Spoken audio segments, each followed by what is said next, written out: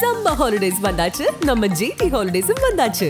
GT Holidays, South India's #1 travel brand. ஆச்சி பாதாம் drink. ஆச்சி பாதாம் drink ஒன்னு வாங்குனா ஒன்னு ஃப்ரீ.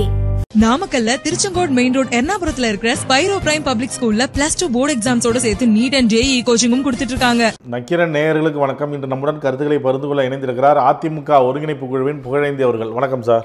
வணக்கம் ராஜவேலு. நக்கீரனுக்கும் வணக்கம். பார்க்கின்ற நேயர்களுக்கு நெஞ்சார்ந்த நன்றி. தொகுதி மறுசீரமைப்பு தொடர்பாக ஆலோசனை கூட்டம் நடத்தியிருக்கிறார் முதலமைச்சர். இந்த ஆலோசனை கூட்டத்தில் கேரளா, பஞ்சாப், தெலுங்கானா முதல்வர்கள், கர்நாடகா துணை முதல்வர் உள்ளிட்ட பல்வேறு கட்சிகளை சேர்ந்த ஒடிசா முன்னாள் முதலமைச்சர் உள்ளிட்டவங்கெல்லாம் கலந்துருக்கிறாங்க. இந்த தொகுதி மறுசீரமைப்பில் எந்த பாதிப்பும் வந்துடக்கூடாது, அதுதான் முக்கியமான விஷயமாக பகிரப்பட்டது. இதை நீங்கள் எப்படி பார்க்குறீங்க இந்த விஷயத்தை? என்னை பொறுத்தவரை பேரறிஞர் பெருந்தகை அண்ணா வழியில் எதிர்த்து போராடுகின்ற ஒரு குணத்தோடு இன்றைய தினம் மாண்புமிகு தமிழகத்தினுடைய முதலமைச்சர் அவரது தலைமையில் ஏற்பாட்டில் இப்படி ஒரு மறுசீரமைப்பு குழு என்பதை ஏற்படுத்தி அதன் மூலம் ஒரு தீர்வை அடைய வேண்டும். என்ன செய்ய போறாங்கன்னு தெரியல. இல்ல ராஜவேலு சொல்ல மாட்டேன்றாங்க. இப்போ 71 இது ஆரம்பிச்சது. அப்போ அதுக்கு பேர் என்னன்னு பாத்தீங்கன்னா ப்ரோ ரேட்டான்னு பேர். இந்த பிரச்சனை எழறப்போ தொகுதி சீரமைப்பு பண்ணணும், சென்சஸ் எடுக்கணும் அப்படின்னு அப்போ ஒரு தனி சட்டத்தை கொண்டு எடுக்க முடியாம போய் அது அப்புறம் 25 வருஷத்துக்கு தள்ளி வைத்தார். இது அப்ப நடந்துச்சு. அந்த நேரத்துல அதுக்கு பின்னாடி எடுத்துக்கிட்டீங்கன்னா அது தள்ளி போயிடுச்சுல்ல. மறுபடியும் பாத்தீங்கன்னா உங்களுக்கு ஜனத்தொகை அதிகமா இருக்கு, ஃபேமிலி பிளானிங் எல்லாம் கம்பல்சரியா வேணும், குடும்ப கட்டுப்பாடு அப்படிங்கிறதெல்லாம் இடையில வந்துச்சு. அதுல கொஞ்ச நாள் ஓடிச்சு. 2002 அடல் பிகாரி வாஜ்பாய் அவர்கள் இதை இப்ப ஒண்ணுமே செய்ய முடியாது, இப்ப சென்சஸ் எல்லாம் எடுத்துக்கிட்டு எந்த முறையில நடைமுறையில செய்ய முடியும் என்பதெல்லாம் கேள்விக்குறியா இருக்க முடியாது அப்படின்னு சொல்லி 25 வருஷம் மறுபடியும் தள்ளி போடுறாரு. உங்களுக்கு ரொம்ப புரியுற மாதிரி நான் கொண்டு போயிட்டு இருக்கேன். அதை 25 வருஷம் தள்ளி போட்டு கொண்டு போயிட்டார். அதுக்கு பின்னாடி அது நிலுவையில் நிக்குது. 2026 வருது. ஏன் அடிச்சுக்கிறாங்கன்னா அதுக்கு ஒரு வருஷம் தானே இருக்கு. 2 விஷயம். ஒண்ணு விகிதாச்சார அடிப்படை அப்படிங்கிறது ஒண்ணு, இல்லைன்னா மக்கள் தொகை அடிப்படை அப்படிங்கிறது ஒண்ணு. இது 2ல தான் பண்ணணும் அப்படின்னு சொல்லி அப்ப விகிதாச்சார அடிப்படை அப்படின்னு போனா ஓரளவுக்கு தப்பிச்சுக்குமா? சரி, தெரியல, புரியல. ஆனா மக்கள் அதிகமா இருக்கிற அடிப்படையில கொண்டு போனீங்கன்னா ரொம்ப ஒரு மோசமா போயிடும். என்னன்னு கேட்டீங்கன்னா பீகார்லயும் ஊபிலையும் போன்ற பெரிய ஸ்டேட்ஸ் ஒரு கணக்கு இல்லாம, அதாவது ஒரு நமக்கெல்லாம் ஓப்பனாவே நான் சொல்றேன், கட்டுப்பாடு இல்லாம கண்ணா பின்னான்னு அவருடைய பர்த் இன்க்ரீஸ் ஆகிட்டே இருக்கும். டெய்லி ஜனத்தொகை அதிகமாகி கூடி நிற்கிறது. அது நம்ம ஓரளவு கண்ட்ரோலுக்கு கொண்டு வந்துட்டோம்.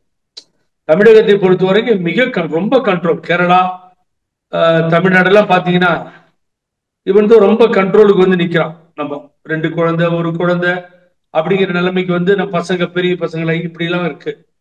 ஆனா நார்த்ல இல்ல. ஆனா மக்கள் தொகை கணக்கெடுப்பு செஞ்சு அதுதான் அதிகமா இருக்கு, அது அடிப்படையில தான் இதை சீரமைக்கணும்னு போனாங்கன்னா அப்போ இந்த 39ங்கிறது 31ல போய் நின்று 8 தொகுதி இழக்க வேண்டிய நிலை ஏற்படும் அப்படிங்கிறது தான் இப்ப பிரச்சனை. இதுல நீங்க பாத்தீங்கன்னா ஒரு சரித்திரம் வாய்ந்த ஒரு நிகழ்வாக பார்க்கிறேன் என்று தமிழக முதல்வர் திரு மு க ஸ்டாலின் அவர்கள் சொல்லியிருப்பதை நான் ஏற்றுக்கொள்கிறேன், வரவேற்கிறேன். இது முதல் தடவை இந்தியா முழுவதும் தலைவர்கள் கூடவில்லை. இதற்காக ஏற்கனவே அனைத்து இந்திய அண்ணா திராவிட முன்னேற்ற கழகத்தினுடைய நிரந்தர பொதுச் செயலாளர், முன்னாள் தமிழ்நாடு முதலமைச்சர், எங்களை வழிநடத்தி வெற்றிகளை குவித்த புரட்சி தலைவி அம்மா அவர்கள் நீப் கம்யூனல் வயலன்ஸ் பில் இந்த பட்ஜெட் என்ற ஒரு முக்கியமான இதே போல ஒரு நிகழ்வு ஏற்பட்ட போது உடனடியாக அவர்கள் எல்லோரையும் கூட்டினார்கள், எல்லா தலைவர்களுக்கும் அழைப்பு விடுத்தார்கள். இது மோசமானது. 2011 இது அமலுக்கு வறுமையானால் யாரையும் கேட்காம எதை வேண்டுமானாலும் மத்திய அரசு செய்யும். ஆகவே நம்மை நாம் பாதுகாத்துக் கொள்ள வேண்டும். வயலன்ஸ், அதாவது access to justice and representation பில்லுன்னு அதுக்கு பேரு. அது நான் காங்கிரஸ் இல்லாத காங்கிரஸ் இல்லாத மாநிலங்களுடைய முதலமைச்சர்களை எல்லாம் அவர்கள் ஒன்று திரட்டி இது வேண்டாம், இது ஆபத்தா போய் முடியும், எந்த கேள்வி முறை இல்லாமல் எந்த நடவடிக்கை வேண்டுமானாலும் எடுப்பதற்காக இப்படி ஒரு பில்லை கொண்டு வருகிறார்கள் என்று சொல்லி எதிர்த்தார்கள். அதே போல நீட்டுக்கும் அப்படித்தான் எல்லாத்துக்கும் அம்மா லெட்டர் எழுதினாங்க. பல பிரச்சனைகளில் புரட்சி தலைவி அம்மா அவர்கள் மற்ற முதல்வர்களை கூட்டுவதிலும் இந்த கருத்துக்களை பகிர்ந்து கொள்வதிலும் பல முறை கடிதம் எழுதியிருக்கிறார்கள். அதே போல கூட்டியிருக்கிறார்கள், ஆதரவை நாடி இருக்கிறார்கள். இன்றைய தினம் திரு மு க ஸ்டாலின் அவர்களுக்கு வேற வழி இல்லை. ஒண்ணுதான் ரொம்ப கிளியர், இதுல பேசுறார் அருமைக்குரிய நண்பர், ஏன் எல்லாத்தையும் கூட்டி வச்சு பேசக்கூடாதான்றார். ஒண்ணுமே இல்லையே இதுல. பிகாரி வாஜ்பாய் சொன்ன மாதிரி நீங்க சொல்லிட்டு போங்களேன். நரேந்திர மோடிஜி இந்த நாட்டினுடைய பிரதமர் இல்லைங்க, இன்னொரு 25 வருஷத்துக்கு கையில் எடுக்க போறது இல்ல, 25-30 வருஷத்துக்கு இந்த பிரச்சனையை பத்தி கவலைப்படாதீங்க, உடனடியா ஏக்தம் இதை தீர்த்து வைக்க முடியாதுன்னு ஒரு முடிவு சொல்லிடலாமே. ஒவ்வொரு பிரச்சனையும் கொடுத்து விட்டு எதையும் பொழுது வேடிக்கை பார்ப்பதே இவர்களுக்கு வேலையாகி விட்டது. எவ்வளவு பெரிய பிரச்சனை கொழுந்து விட்டு எரிகிறது. ஆக வேலை இல்லாம சேர்ந்துகிட்டு இருக்காங்களா? நான் கேட்கிறேன். நானு கேரளா சிஎம் பினராயி விஜயன் ஆகட்டும், பஞ்சாப் சிஎம் பகவத் மான் ஆகட்டும், ரவீந்திர ரெட்டி ஆகட்டும், முதலமைச்சர் ரவீந்திர ரெட்டி ஆகட்டும், துணை முதல்வர் கர்நாடகா டி.கே. சிவகுமார் ஆகட்டும், எல்லாரும் ஒன்னா சேர்றாங்க முதலமைச்சர் தமிழக முதலமைச்சருடன் சொல்லி சொல்லும் பொழுது இது விளையாட்டுத்தனமா நடக்கிறதா நினைக்கிறோமா மத்திய அரசு? இதை நேர்த்தி ஆஃப் பண்ணிருக்கலாமே, நாங்க இப்ப கையில் எடுக்கலீங்க அதை அப்படின்னு முடிஞ்சிருச்சு. அப்ப நீங்க வேடிக்கை பாக்குறீங்க. அப்ப அது திட்டம் உங்களுக்கு கையில இருக்கா? அப்ப 39 பாதிக்கப்பட வேண்டுமா? அது 31 39. ஏன்னா உங்களுக்கு தமிழ்நாடு சாதகமா இருக்கவே மாட்டேங்குது. ஒரு சீட்டு உங்களால ஜெயிக்கவும் முடியல. கேரளாவும் அதே நிலைமை ஆகுது. அப்பி தப்பி ஒண்ணுதான் கேரளாவில் வந்திருக்கு. ஆகவே இதுக்கு ஒரு எண்ணிக்கையை கொடுத்து பார்த்தது அம்மா அவர்கள். அப்போ நீங்களுடைய நிலைப்பாடு என்பது சரியில்லாத ஒன்று. ஆகவே அது நிலைப்பாட்டிற்கு வரமாட்டேன் என்று சொல்லும் பொழுதுதான் இப்படி ஒரு கூட்டத்தை கூட்டியிருக்கிறார் முதல்வர். சரித்திரம் வாய்ந்த ஒரு நிகழ்வு என்று அவர் சொல்லுவதை நாம் வரவேற்கிறோம். போராடித்தான் பெற வேண்டும். பேரறிஞர் அண்ணா அவர்கள் சொன்னது போல வடக்கே வாழ்கிறது, தெற்கு தேய்கிறது என்று சொன்னார்கள். திராவிட நாடு உரிமை கோரினார்கள் பேரறிஞர் பெருந்தகை அண்ணா அவர்கள். இதெல்லாம் என்னைக்காவது வரும்னு தெரியும் பேரறிஞர் அண்ணா அவர்களுக்கு. ஆகவே தான் இப்படிப்பட்ட சூழ்நிலைகள் ஏற்படும் முன்னரே அன்றைக்கே சொன்னார். அதை தடுப்பு அணை போடுவதற்காகத்தான் இந்த கூட்டம் நடந்திருக்கிறது. இதை கலந்து கொண்டவர்களை பார்த்து பெருமைப்படுகிறோம், பாராட்டுகிறோம். தொடர்ந்து மத்திய அரசு அடல் பிகாரி வாஜ்பாய் அவர்கள் முடிவெடுத்தது போல ஒரு முடிவை எட்ட வேண்டும். எல்லாமே சரியா போயிடும். ஆளுங்கட்சி மீதான தவறுகளை மறைப்பதற்கு இப்படி ஒரு நாடகம் நடத்துறாங்க அப்படின்னு ஒரு குற்றச்சாட்டை பாஜக வைக்குது. இது என்ன ஆளுங்கட்சி மேல குற்றச்சாட்டு? இப்ப என்ன சொல்லுங்க, சொல்லி ஏதாவது பண்ணுங்களேன். இப்போ என்ன போராட்டம் நடத்துங்க, ஆளுங்கட்சி இந்த தவறு செய்யுதுன்னு சொல்லுங்க. அதனால என்ன இருக்கு? அதை சொல்றதுக்கு இதுக்கு என்ன சம்பந்தம் இருக்கு? அசம்பிளி நடந்துட்டு இருக்குல்ல, பூந்து விளையாடுங்களேன், எல்லா தப்பையும் சொல்லுங்க, எடுத்து வாக் அவுட் பண்ண சொல்லுங்க. உங்க எம்எல்ஏ சார் தவறு நடக்குது, இந்த பட்ஜெட் சொன்னாங்க. யாருங்க பட்ஜெட்டை பத்தி பேசுறா? வெறும் எப்ப பாரு அதிமுக, அதை விட்டீங்கன்னா செங்கோட்டையன் இந்த தகராறை பத்தி பேசுறது, இல்லைன்னா வேற ஏதாவது பேசுறது. யார் பேசுறா? பையன் நீங்க பேசுங்க. பாரதிய ஜனதா கட்சி உள்ளதான், நீங்க தான், உங்களுக்கு ரெப்ரஸன்டேட்டிவ்ஸ் எல்லாம் இருக்காங்கல்ல அசம்பிளியில, அவங்க 4 பேர்த்த விட்டு பேச சொல்லுங்க, வாக் அவுட் பண்ண சொல்லுங்க. அவங்க நேற்று சிரிச்சுட்டாங்கன்னு அது வேற ஒரு கலாட்டா அசம்பிளி விட்டாங்க. அது உண்மை. அந்த பினான்ஸ் மினிஸ்டர் பேசுறப்போ சிரிச்சாங்கன்னு அது ஒரு. என்சிசில நேஷனல் கேடட் காப்ஸ், அதுல 11 வார்த்தை இருந்தது ஹிந்தியில. அந்த 11 வார்த்தையை ஹிந்தியில் இருக்குன்னு சொல்லி அதை எல்லாத்தையும் எடுத்தீங்க. அதனால இதையும் நீக்கி அது ஆங்கிலத்தில் இருந்தால் மிக நன்றாக இருக்கும் அப்படின்னு பேரறிஞர் பெருந்தகை அண்ணா முதல்வராக இருந்த பொழுது அப்போது இருந்த பிரதமர் இந்திரா காந்தி கடிதம் எழுதுகிறார். அப்ப உடனடியா பிரதமர் என்ன பண்றாரு? எல்லாத்தையும் தான் நீங்க சொன்னதெல்லாம் செஞ்சிட்டோம், அந்த 11 வார்த்தை என்பது இருந்து விட்டு போகுது ஏன்னு சொல்லி திருப்பி பிரதமர் இந்திரா காந்தி கடிதம் எழுதுகிறார்கள். அதுக்கு பேரறிஞர் அண்ணா திரும்ப எழுதுகிறார், முழுவதுமாக நாங்கள் மன திருப்தி அடைய வேண்டும் என்றால் அந்த 11 எடுப்பதில் உங்களுக்கு எந்த கஷ்டமும் கிடையாது. ஆகவே 11 நீங்கள் எடுத்தே ஆக வேண்டும். நாங்கள் முழு மனதார அதை ஏற்றுக்கொண்டு நாங்கள் நன்றி சொல்கிறோம். விடல, இந்த 11 எடுக்கிற வரைக்கும் விடல. ஆக தொகுதி போயிடுச்சுன்னா அப்புறம் எப்படி சார் வரும்? எண்ணிக்கை எப்படி கிடைக்கும்? ஒரு 39 நாடாளுமன்ற உறுப்பினர்கள் இந்தியாவில் ஒரே முடிவிலே முடிவெடுத்து அந்த மக்கள் ஓட்டு போட்டு ஒரே முடிவை எடுத்து அங்கே அமர்ந்திருக்கிறார்கள். அதுதானே பயம் வருது அங்க இருக்க கட்சிகளுக்கு. இந்த காங்கிரஸ் ஆர் பிஜேபி அதுக்கு அப்புறம் போய்க்கலாம், அதுக்கு வரல. ஆகவே 39 பேர் ஒரே மாதிரி முடிவு எடுக்கிறாங்க. எப்ப பாரு இதே வேலையா இருக்கு தமிழ்நாட்டில். எதிர்த்த டிஎம்கே ஆர் ஏடிஎம்கே எந்த கட்சியா இருக்கட்டும் 37 வருது, 39 வருது, 39 சீராவது ஒரு கட்சிக்கு. அது ஒரே முடிவோடு இருக்கிறார்கள் இவர்கள் தானே கோபம் வருது இவங்களுக்கு. அதை குறைப்பதற்கு வழியை தேடுகிறார்கள். ஏன்னா ஜெயிக்க முடியல, பின்பக்கமா இருந்து வரணும்னு பாக்குறாங்க. அதை விட முடியாது. நமது உரிமைகளை விட்டு கொடுக்கவே முடியாது ராஜவேலு. உரிமைகளை விட்டு கொடுத்தால் தாரை வார்த்தால் தமிழ்நாடு என்று சொல்லிக் கொண்டு நாம் உயிரோடு இருந்து பயனில்லை. அதோட நாக்க புடிங்கிட்டு சாகலாம். ஆகவே சீரியஸா எடுத்துக்கோங்க. என்ன பிரச்சனை இப்போ? ஒரே ஒரு லெட்டர் தானே பிரதம மந்திரி கொடுத்துட்டு போ, இல்லைன்னு சொல்லிட்டு போக வேண்டியதானே. உங்களுக்கு எந்த பாதிப்பும் வராது. இப்படிதான் நாங்க பண்ண போறோம். ஆகவே அந்த தொகை மக்கள் தொகை கணக்கெடுப்பு எல்லாம் எடுத்து ஒன்றும் பண்ண மாட்டோம், குறையாது. இப்பொழுது எந்த முடிவும் இல்லை, இன்னும் 25 வருஷம் ஆகும், அவ்வளவுதானே. சிம்பிள் ராஜவேலு செய்த கூட்டம். நடுவில் பேசுனீங்க சட்டசபை நிகழ்வுகள் குறித்து. அந்த சட்டசபையில் லேப்டாப் விஷயம் குறித்து முதல் நாள் தங்கமணி பேசுகிறாரு. மறுநாள் தங்கம் தென்னரசு நிதியமைச்சர் பேசும்பொழுது லேப்டாப் விஷயத்தில் நிதி ஒதுக்குவது குறித்து தங்கமணி கணக்கெல்லாம் போடுறாரு கூட்டி கழிச்சு. ஆனால் அதிமுக தொண்டர்களின் எதிர்காலத்தை நீர்த்து போகும் அளவுக்கு வேற ஒருத்தங்க கணக்கு போடுறாங்க, கூட்டல் கழித்தல், கொஞ்சம் கவனமாக இருங்க அப்படின்னு சொல்கிறாரு. இது எப்படி பார்க்குறீங்க? தேவையில்லாம வாய் கொடுத்து மாட்டிக்கிறதுன்றது தங்கமணி ஏதோ புத்தாலித்தனமா கேட்கிற மாதிரி நினைச்சுக்கிட்டு அந்த கேள்வியை கேட்டார். அவர் இந்த கேள்வியை கேட்கும்போது யோசனை பண்ணும். இந்த லேப்டாப் ஸ்கீம்ன்றது, இது மாதிரி லேப்டாப் கொடுக்கறது உலகத்திலே ரொம்ப அரிது சார்.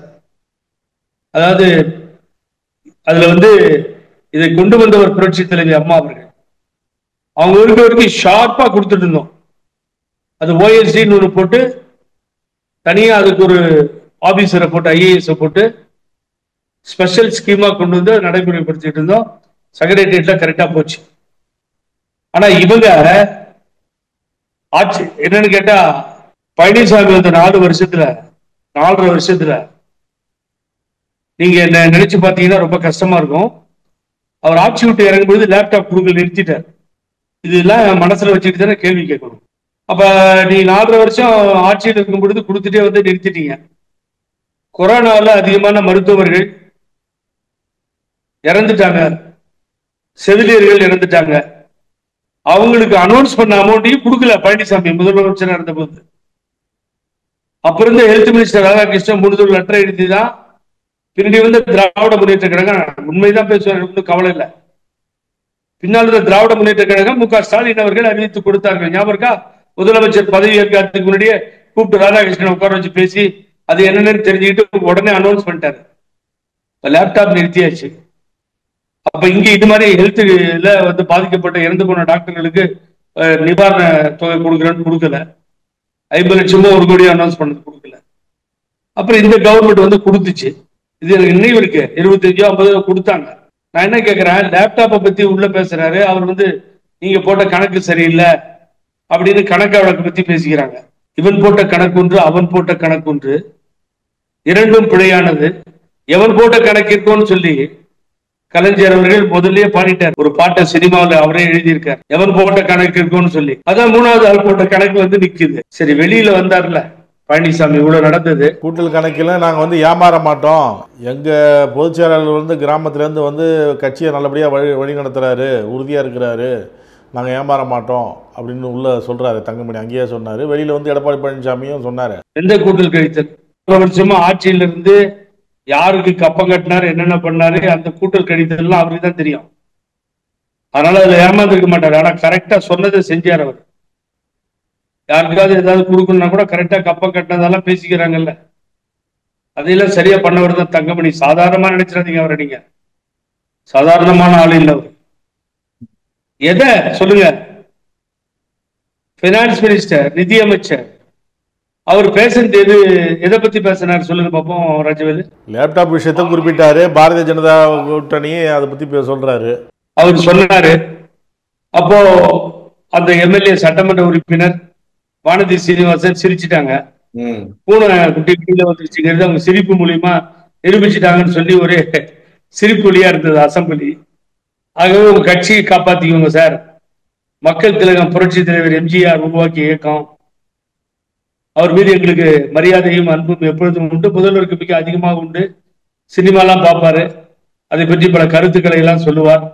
ஆகவே தலைவரை பொறுத்தவரை அவர் உருவாக்கிய இயக்கம் நல்லா இருக்கணும்ன்ற, அந்த தொண்டர்கள் நல்லா இருக்கணும்ன்ற அடிப்படையில் நாங்க பேசுறோம். வேற யாராவது உள்ள போடுறதுக்கு ட்ரை பண்றாங்கன்னு சொல்றாரு, எல்லாம் சொல்றாரு.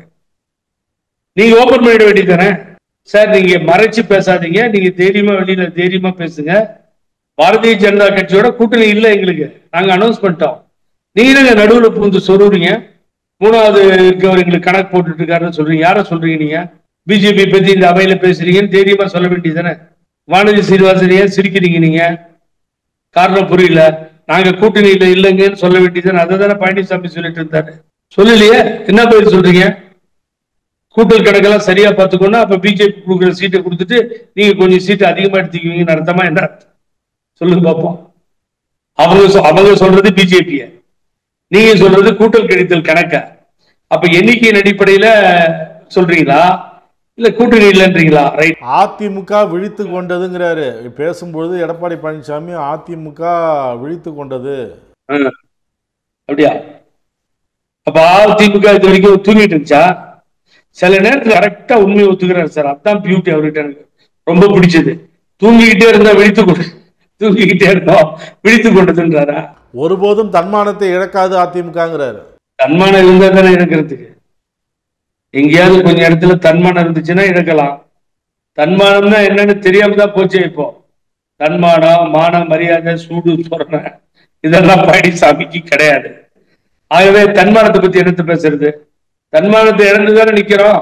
அப்ப நீங்க அசம்பிளியில பேசுறீங்கல்ல, கத்துனீங்கல்ல, சபாநாயகர்கிட்ட எல்லாம் பண்ணீங்கல்ல, வெளியே வந்தீங்கல்ல, வெளியே வந்து பிரஸ் மீட் பண்றப்ப நீங்க என்ன பேசணும்?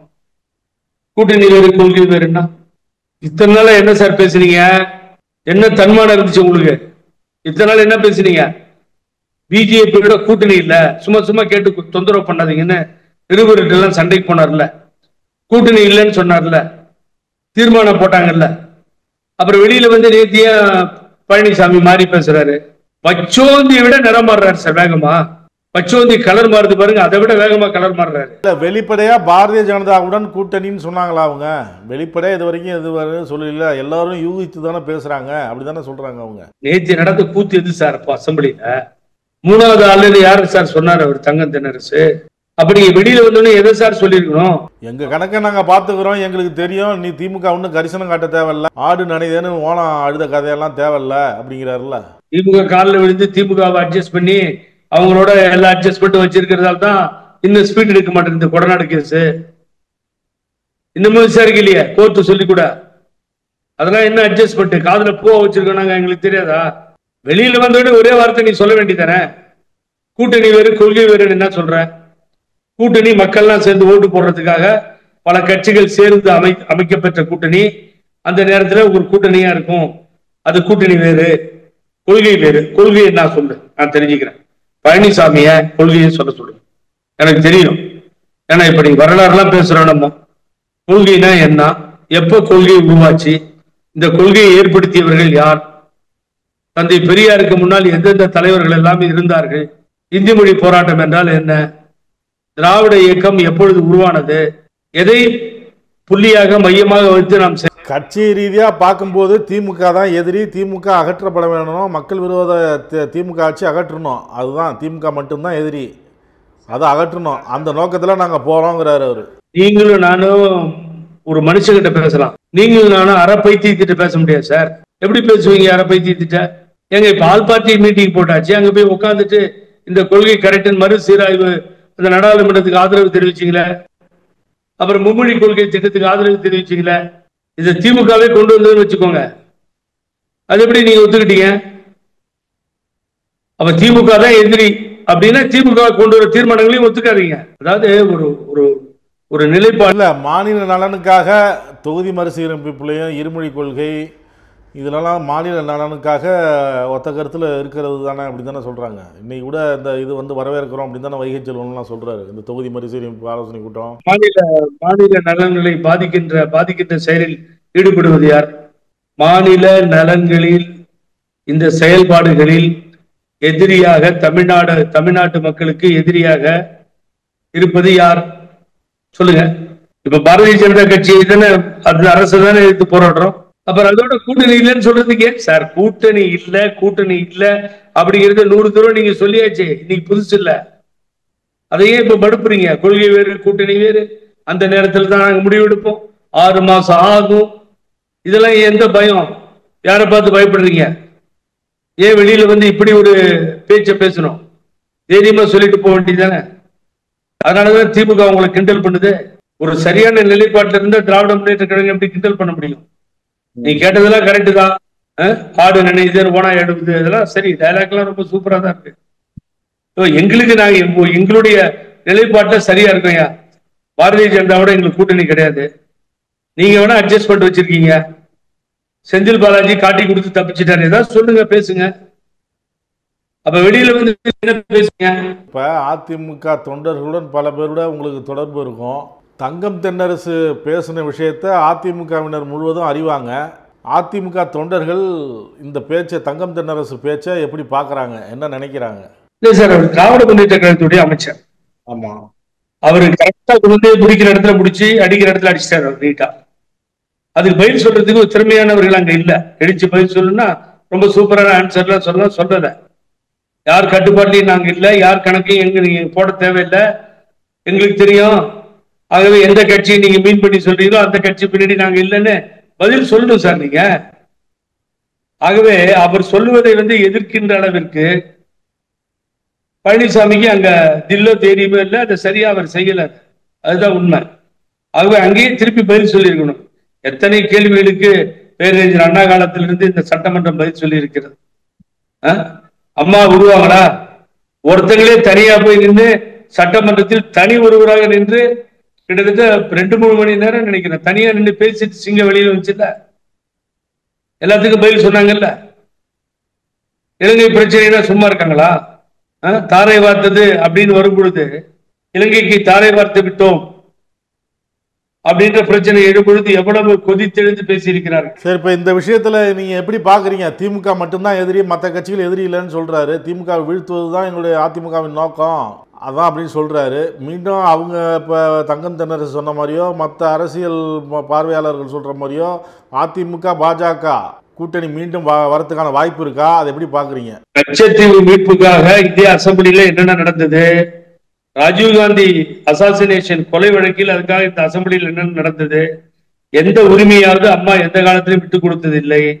ஆனா நேற்று அவர்கள் பேசிய பொழுது திருப்பி பதில் சொல்வதற்கு முடியவில்லை. ஏன்னு கேட்டீங்கன்னா பாரதிய ஜனதாவுடைய கூட்டணி ஆல்ரெடி உறுதியாகிவிட்டது. பாரதிய ஜனதா கூட்டணி அதிமுகவோடு உறுதியாகிவிட்டது. ஒப்பந்தத்தில் தான் கையெழுத்திடவில்லை. இது எல்லாத்தையும் ஒத்துக்கிட்டாரு. டிராமா பண்ணிட்டு இருக்காரு, ஏமாத்துறாரு. ஆகவே அம்மா பெயரையும் தலைவர் பெயரையும் சொல்லுகின்ற தலைவர்கள் பாரதிய ஜனதா கட்சிக்கு அடிமையாகி விட்டார்கள் என்பதிலே எனக்கு மாற்று கருத்தே இல்லை. உடன்பாடு கூட்டு அதெல்லாம் விட்டுருங்க சார். கூட்டணி பாரதிய ஜனதா, ஏன்னா பாரதிய ஜனதாவுடைய தலைவர் கிளியரா இருக்கார். நாங்க தான் ஆட்சி அமைப்புன்ற, நாங்க தான் முதலமைச்சர்ன்ற. அப்ப மறுபடியும் கூட்டணி வைக்கிறதுக்கு இவங்க தயாராயிட்டாங்க சார். எடப்பாடி பழனிசாமி உறுதி செய்து விட்டார் பாரதிய ஜனதா கூட்டணியை. அதுல மாற்று கருத்தே கிடையாது. நேற்றையினுடைய கூட்டணி வேறு கொள்கை வேறுன்னு சொன்னதிலே தெரிஞ்சு போச்சு. ஆகவே எந்த கொள்கையை கூட ஏற்றுக்கொள்ள முடியாது சில கட்சிகளிடமிருந்து. அதையும் சேர்த்துதான் அவர் சொல்லிட்டார் நேற்று. ஆகவே இது உறுதி செய்யப்பட்ட கூட்டணி. ஆகவே இன்னைக்கு நான் சொல்றேன், எழுதி வச்சுக்கோங்க. நீங்க அதையே நீங்க போட்டுக்கலாம். இந்த கூட்டணி வந்து பிஜேபியும் அதிமுக கூட்டணி நேற்றைய தினம் அசம்பிளியிலிருந்து வெளியில வந்து கொள்கை வேறு கூட்டணி வேறுன்னு சொன்னதால நிச்சயமாக இது உறுதி செய்யப்பட்டு விட்டது. இதன் பின்னால் இருந்து இயக்கிய வேலுமணியும் தங்கமணியும் மாபெரும் வெற்றியை பெற்று விட்டார்கள். வேற யார் சொல்லி வேலைக்கு இன்னும் நடக்க போறது இல்லை எனக்கு தெரியும். எல்லாரும் 3 ஜாலரா போட்டு போடுவாங்க. சட்டசபையில் உட்காரும்போது செங்கோட்டையன் அவ்வளோ நெருக்கமாக சக உறுப்பினரோட உட்காந்துருக்குறாங்க. ஓபிஎஸும் செங்கோட்டையன் நடுவில் அவ்வளோ இடைவெளி இருக்கு. அதை எப்படி பார்க்குறீங்க? செங்கோட்டையன் ஓபிஎஸும் பேசிக்கவே இல்லையா? நேற்று சும்மா இல்லாம அந்த தொப்புள்ள கிள்றாரு ஒரு நடிகர்னு சொல்லி ஒருத்தர் நம்ம தேவையில்லாம ஒரு படிச்சவர், ஐபிஎஸ் படிச்சவர் இந்த வார்த்தையை விட்டாரு. அசிங்கமான வார்த்தை அது. அது மாதிரி இவர் ஏன் போய் அந்த அக்னி கிருஷ்ணமூர்த்தியை கட்டி பிடிச்சிட்டு உட்கார்ந்துருக்காரு பக்கத்துலன்னு தெரியல. ஓபிஎஸ் அண்ணனை திரும்பி பார்க்க கூடாதுன்றதுக்கு திரும்பி பார்த்து ஓபிஎஸ் அண்ணன் கிட்ட பேசுறா பயம் வந்துடும். அந்த ஓபிஎஸ் அண்ணனோட பேசும்போது மத்தவங்க பார்த்துட்டா, பழனிசாமி பார்த்துட்டா கட்சி விட்டு நீக்கிடுவார். நம்ம ஏற்கனவே சொல்லியிருக்கோம், கட்சி விட்டு நீக்கிடுவாங்கன்ற பயத்துல அவ்வளவு ஓரமா அந்த அக்னி கிருஷ்ணமூர்த்தியை தள்ளிட்டு போய் இனிமேல் அக்னி கிருஷ்ணமூர்த்தி அசம்பிளிக்கா வரமாட்டார் அப்படி தள்ளிட்டு போய் உட்கார்ந்துட்டு இருக்காரு. இந்த செங்கோட்டையன் கதையை நான் முதல்ல சொன்ன, நம்பாதீங்க, அவர் அண்ணன் செங்கோட்டையெல்லாம் எதிர்த்து நிக்க மாட்டாருன்னு. அதுக்கு ஒரே லைன்ல பதில் சொல்லிட்டு மறைஞ்சவில்லை. இத்துடன் விளையாட்டு செய்திகள் முடிவடைந்தது. எடப்பாடியை எதிர்க்கிற அளவுக்கு செங்கோட்டையன் வரமாட்டாரு, அமைதியாயிடுவாரு, எடப்பாடி சொல்றதை கேட்டுட்டு போயிடுவாரு அப்படின்னு நீங்க சொல்றீங்க. இல்லை செங்கோட்டையனை தான் அடுத்தது உருவாக்குறாங்க, அவர் தலைமையில் தான் நடக்கும் அப்படின்னு சிலர் சொல்றாங்க. பொறுத்து வந்து பார்ப்போம். கருத்துக்களை பகிர்ந்து கொண்டதற்கு நன்றி. வணக்கம் ராஜவேலு. நக்கீரன் டிவிக்கு சப்ஸ்கிரைப் செய்யுங்கள். உங்கள் ஆதரவே எங்கள் பலம். ஆசிரியர்களுக்கு நண்பனாகவும் மாணவர்களுக்கு ஆசானாகவும் திகழும் தேர்வு வழிகாட்டி. ஒவ்வொரு பாடத்திற்கும் அனுபவமிக்க ஆசிரியர்களின் துல்லியமான தெளிவான விடைகள். CNC இருக்கு, தேர்வு பயம் எதற்கு? இது தீரன் பப்ளிஷிங் ஹவுஸ் விற்பனை வெளியீடு.